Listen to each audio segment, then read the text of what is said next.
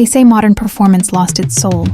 But then there's the BMW M3 F80. Born between 2014 and 2018, this generation redefined what it means to drive. It was the first turbocharged M3, and what a statement it made. Under the hood sits the legendary S55, 3.0-liter twin-turbo, inline-six, a powertrain that delivered a factory-rated 431 horsepower and 406 pound-feet of torque. With the dual-clutch transmission, the F80 could sprint from 0 to 60 in just 3.9 seconds. If you chose the manual, you'd hit that mark in 4.1 seconds, with a top speed of 155 miles per hour or 174 with the M driver's package.